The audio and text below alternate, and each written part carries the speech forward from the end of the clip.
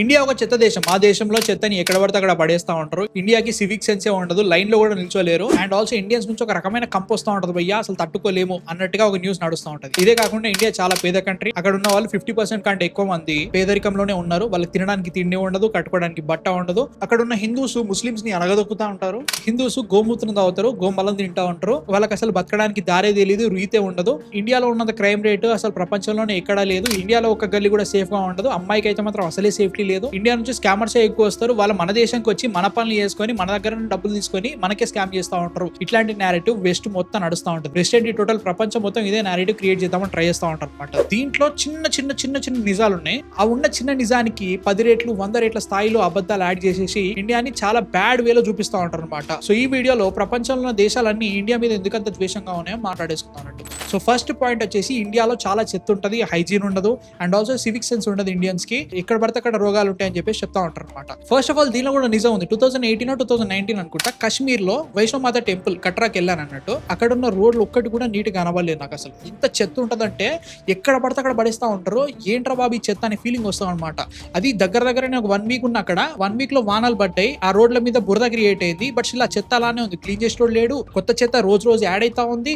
దాని మధ్యలోంచే మనుషులు వెళ్తా ఉంటారు. అది ఎంత దరిద్రంగా కనబడింది అంటే మాత్రం వాయమ్మ ఏంట్రా ఇది అనే ఫీలింగ్ వచ్చింది. ఇదే కాదు, మనం అత్యంత పుణ్యక్షేత్రం అనుకునే కాశీలో కూడా ఇదే రకం చెత్త నాకు కనబడింది 2021 2022 టైంలో. ఎందుకు ఇంత దరిద్రంగా ఉందని ఫీలింగ్ అయితే వచ్చింది. బట్ ఈ మధ్యన నేను వెళ్ళలేదు. అది నిజంగానే అలానే ఉందో తెలియదు. బట్ అట్లా అని చెప్పేసి ఇండియా మొత్తంలో ఇదే కండిషన్ ఉందని చెప్పేసి నేను అనట్లేదు. మన దగ్గర చాలా ప్లేసెస్ లో చాలా క్లీన్ రోడ్స్ ఉన్నాయి, నీట్ సిటీస్ ఉన్నాయి, హైజీన్ ని క్లీన్లీనెస్ ని బాగా మెయింటైన్ చేసే ఏరియాస్ చాలా చాలా ఉన్నాయి. అండ్ ఆల్సో ఎప్పుడైతే స్వచ్ఛ భారత్ అభియాన్ వచ్చిందో చాలా మార్పు అయితే గ్యారంటీగా వచ్చింది ఇండియాలో. చిన్న పిల్లలకు కూడా తెలుసు ఇక్కడ చెత్త పడేదని చెప్పేసి ఆ సివిక్ సెన్స్ కి మనం పెంచుతూ వస్తున్నాం. అట్లా అని చెప్పేసి మన దగ్గర ప్రాబ్లమ్స్ లేవని కాదు.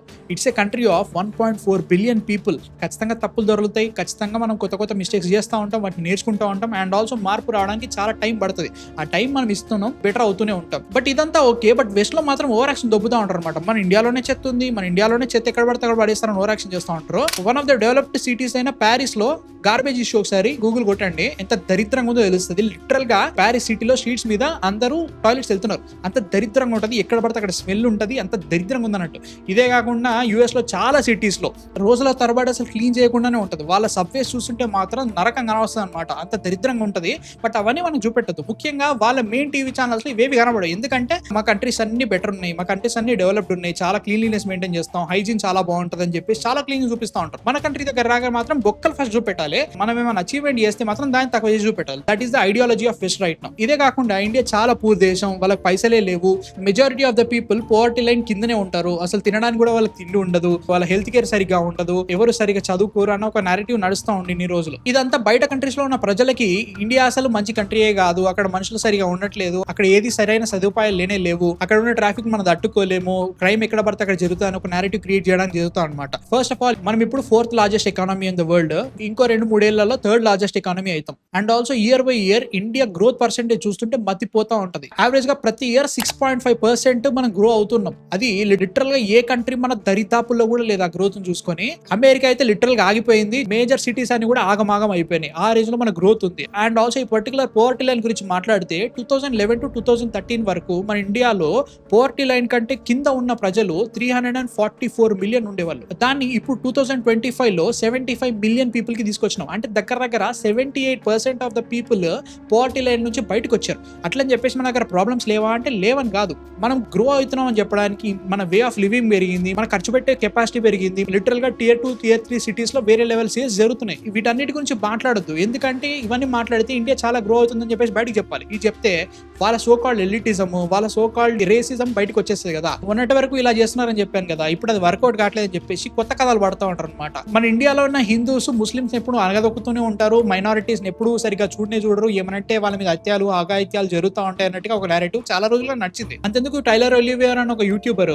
ఇండియాకి వచ్చేసి కర్ణాటకలో ఒక చిన్న విలేజ్ లో బీరేశ్వర స్వామికి సంబంధించిన ఒక రిచువల్ జరుగుతాం అనమాట. దివాళీ అయిపోయిన 4వ రోజు బీరేశ్వర స్వామి ఆవు పేడ నుంచి లింగంగా ఉద్భవించింది కాబట్టి వాళ్ళందరూ ఆవు పేడ తీసుకొచ్చి ఒక ఫెస్టివల్ లాగా ఒకరి మీద ఒక్కొక్కరు వేసుకొని ఆ ఆవు పేడ అంతా పూసుకొని వాళ్ళు సెలబ్రేట్ చేసుకుంటా ఉంటారు. దాన్ని టోటల్ గా షూట్ చేసేసి ఇండియన్స్ అందరూ ఇలానే ఉంటారు, వీళ్ళు ఇలా కౌపు తింటా ఉంటారు, వీళ్ళు ఇంత బ్యాక్వర్డ్ గా ఆలోచిస్తున్నారని చెప్పేసి టెలికాస్ట్ చేయడం స్టార్ట్ చేసినట్టు. దీని మీద చాలా చర్చ జరుగుతుంది. ఫస్ట్ ఆఫ్ ఆల్ ఆ పర్టికులర్ ఆవు పేడ ఫెస్టివల్ ఏదైతే ఉందో నాకు ఇప్పటి వరకు తెలియదు.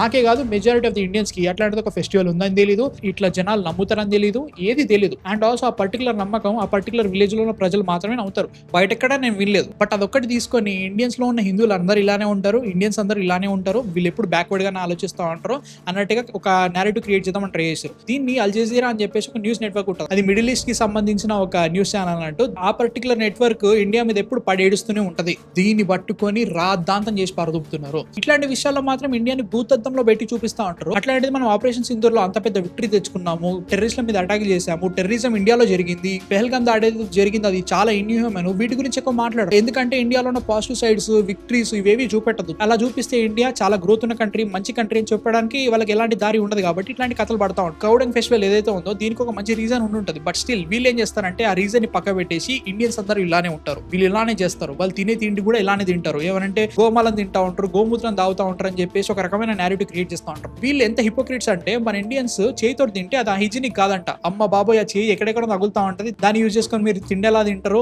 ఫోర్స్ స్పూన్స్ ఉంటాయి వాటిని యూజ్ చేసుకోవచ్చు కదా అని ఓవరాక్షన్ చేస్తూ ఉంటారు. ఇలా మాట్లాడే వాళ్ళే వెస్ట్ నుంచి పిజ్జాలు చేతోటే తింటారు, టాకోస్ చేతోటే తింటారు, బర్గర్స్ చేతోటే తింటారు, ఫ్రెంచ్ ఫ్రైస్ చేతోటే తింటారు, వీటన్ని చేతోటే తింటలేరా? And also I'll be very very honest, ఇప్పటి వరకు నేను చూసిన హాలీవుడ్ ఫిల్మ్స్ లో వాళ్ళు తిన్న తర్వాత చేయి కడుక్కోవడానికి నేను చూలే బ్రో, నేనైతే చూలే, మీరు చూసారో లేదు చెప్పండి. కానీ నాకైతే మాత్రం అది వీళ్ళు చేయి కడుక్కున్నట్టయితే నాకు ఇక్కడ అనిపించలేదు. అదొకటి అనుకున్నా కానీ వెస్ట్ లో టాయిలెట్ కి వెళ్ళిన తర్వాత వాళ్ళు కడుక్కోరు బ్రో చేతులు, అండ్ ఆల్సో టాయిలెట్ పేపర్ వాడుతూ ఉంటారు. సో తినేటప్పుడు వచ్చే హైజీన్ కడుక్కోవడానికి రాదా మీకు? నాకు అర్థం కాదు. కనీసం వాటర్ తో కనుక్కోరు, జస్ట్ ఏదో పేపర్ అంట, పేపర్ తో టోటల్ క్లీన్ అయిపోయిందంట. ఏం మాట్లాడుతున్నారు అని ఫీలింగ్ వస్తుంది అనమాట. ఇది లిటరల్ గా డౌన్లైట్ ఎలిటిజం భయ్యా, మేమే తోపు, మేమే గొప్ప, మీరెక్కడరా మా కాళ్ళ కింద ఉండేటోళ్ళు, అది మేము చూసి తట్టుకోలేకపోతున్నాం కాబట్టి మీ స్థాయిని మేము డిసైడ్ చేస్తాం అన్నట్టుగా కథలు చేసి పోనీ ఇది ఒకటే రీజన్ వాళ్ళు ఇలా చేయడానికి అంటే మాత్రం అలా కూడా కాదు, చాలా రెవెన్యూ వస్తుంది. ముఖ్యంగా ట్విట్టర్ లో, యూట్యూబ్ లో, గూగుల్లో ఎక్కడైనా కానీ మేజర్ ప్లాట్ఫామ్స్ లో ఇండియా మీద కాంటెంట్ చేస్తే ఎంగేజ్మెంట్ ఎక్కువ ఉంటుంది. ఎందుకంటే మనం లిటరల్ గా 1.4 బిలియన్ పీపుల్ ఉన్నాం.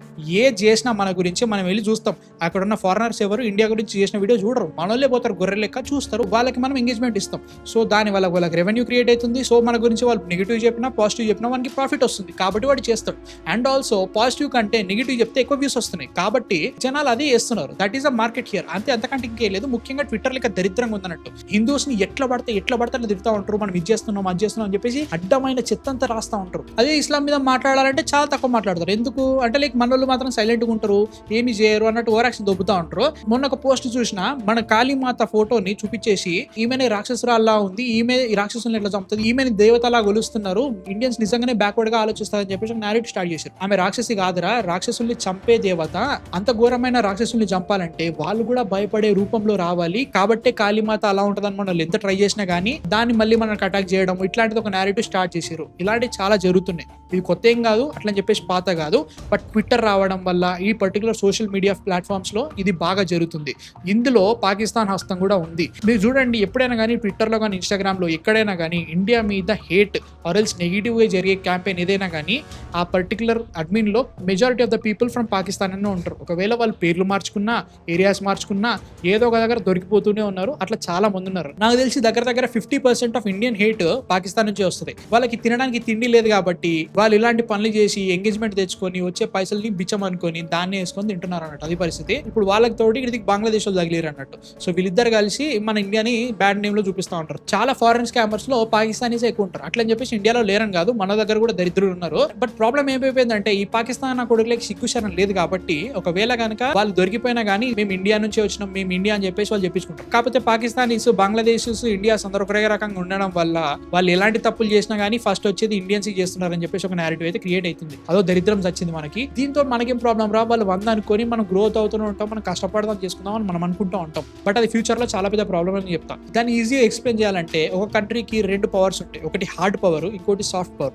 హార్డ్ పవర్ అంటే military, infrastructure, growth and economy ఏదైతే ఉందో హార్డ్ పవర్ అనమాట. లిటరల్ గా మనం సంపాదించే డబ్బుతోటి వేరే కంట్రీస్ అందరినీ మూయించవచ్చు. That is hard power. ఇంకోటి సాఫ్ట్ పవర్. పాప్ కల్చర్ లో మనకు ఉండే వెయిట్, బాలీవుడ్ కానీ సినిమాలు, ఈ పర్టికులర్ సోషల్ మీడియాలో జరిగే నేరేటివ్, యూట్యూబ్, ట్విట్టర్, వీటన్నిటిలో మన పర్టికులర్ ఎంగేజ్మెంట్ ఎలా ఉంటుందో ఇవన్నీ కూడా మన ఇండియా మీద ఏ కైండ్ ఆఫ్ నేరేటివ్ క్రియేట్ అవుతుందో దాన్ని కంట్రోల్ చేయాలన్నా లేదంటే మనం ఆ నేరేటివ్ నడిపియాలన్నా ఒక వే క్రియేట్ అవుతుంది అనమాట. సో బయట జనాలందరికీ ఇండియా ఇలా ఉంది అని చెప్పడానికి సాఫ్ట్ పవర్ అనేది చాలా గట్టిగా యూజ్ అవుతుంది. ఎగ్జాంపుల్ మనకి జపాన్ నుంచి ఏం తెలుసు, పాస్ట్ లో జపాన్ లో చాలా అకృత్యాలు చేశారు వాళ్ళు. బట్ స్టిల్ మనకి జపాన్ అంటే గుర్తుకొచ్చేది ఏంటి? యానిమే ఎంత బాగుంటుందా, నారుటో అంటాం, వన్ పీస్ అంటాం. బట్ స్టిల్ ఈ మాస్క్ వెనక వాళ్ళు చాలా అకృత్యాలు చేశారు, చాలా దారుణాలు చేశారు. అవన్నీ మనకు తెలుసా? తెలివై యానిమే కప్పేస్తుంది. అట్లని చెప్పేసి మన మీద వచ్చే నెగిటివ్ ఏదైతే ఉందో దీన్ని బ్యాటిల్ చేయాలంటే మనం సాఫ్ట్ పవర్ వైజ్ గా చాలా స్ట్రాంగ్ అవ్వాలి. మన నేరేటివ్ మనమే క్రియేట్ చేసుకోవాలి. మన నేరేటివ్ ని స్ట్రాంగ్ గా పుష్ చేయాలి అన్ని ఏరియాస్ నుంచి. అండ్ ఆల్సో మన గెలుపులు మనం చూపిస్తూ ఉండాలి. దరిద్రం ఏంటంటే మన గెలుపులు మనం చెప్పుకోవద్దు అనుకుంటాం. కాదు భయ్య, మన గెలుపులు చెప్పాలి. ఆపరేషన్ సింధూర్ లో మన పాకిస్తాన్ ని దారుణంగా ఓడించినాం. బట్ స్టిల్ వెస్ట్ పాకిస్తాన్ కలిసి ఏం చేశారు? మీరు గెలిస్తే గెలవడానికి, గెలవకపోతే ఏంటి? But Pakistan army me 6 రఫాల్ jets పడేసింది, సో టెక్నికల్లీ పాకిస్తాన్ గెలిచేసింది అన్నట్టుగా నేరేటివ్ క్రియేట్ చేశారు. అది నిజమా కాదా పక్క పెడితే బేసిక్ గా 6 రఫాల్ జెట్స్ పడేస్తే పాకిస్తాన్ గెలిచేసిందా? మనం వాళ్ళ ఎయిర్ బేస్లు కొట్టినాం, టెర్రరిస్ట్ స్పాట్లు కొట్టినాం, అంత పెద్ద వార్నింగ్ ఇచ్చినాం, అంత గట్టి డ్యామేజ్ చేసినా మనం గెలవలేదు, వాళ్ళైతే గెలిచారు. ఇట్లాంటి నేరేటివ్ క్రియేట్ చేస్తున్నారంట. వీటిని బ్యాటిల్ చేయాలి మనం. ఇది ఖచ్చితంగా ఇండియా స్ట్రెంత్ చూపెట్టాలంటే ఇట్లాంటి నేరేటివ్ బిల్డింగ్ అనేది ఖచ్చితంగా జరగాలి. అండ్ మన సోషల్ మీడియా గేమ్ ని చాలా గట్టిగా చేయాలి. ముఖ్యంగా మన ఇండియాలోనే home grown social media apps అనేవి క్రియేట్ కావాలి. ట్విట్టర్ కి, ఇన్స్టాగ్రామ్ కి, వాట్సాప్ కి, యూట్యూబ్ కి, గూగుల్ కి కాంపిటీషన్ గా మన ఇండియాలో కూడా సపరేట్ యాప్స్ క్రియేట్ అవ్వాలి. చైనాలో వాళ్ళు సపరేట్ గా వాడుకుంటారు. వెస్ట్ నుంచి వచ్చే ఏ సోషల్ మీడియా నెట్వర్క్ ని వాళ్ళు యూజ్ చేయరు అన్నట్టు. అట్లాంటిది హోమ్ గ్రోన్ యాప్స్ మన ఇండియాలో కూడా ఉండాలి.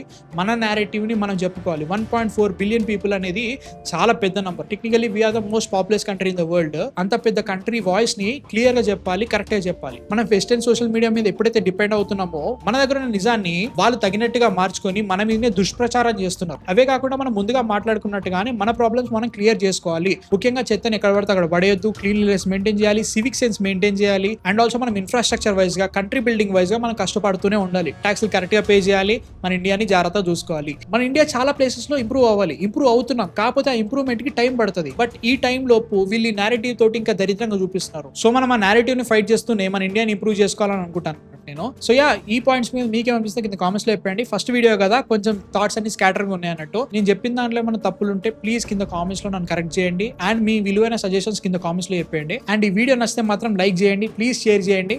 అండ్ మా కాంటెంట్ నచ్చితే మాత్రం సబ్స్క్రైబ్ కొట్టేయండి. నేను నెక్స్ట్ వీడియోతో మళ్ళీ కలుస్తాను. అంతవరకు భాను బెజ్జంకి జై హింద్.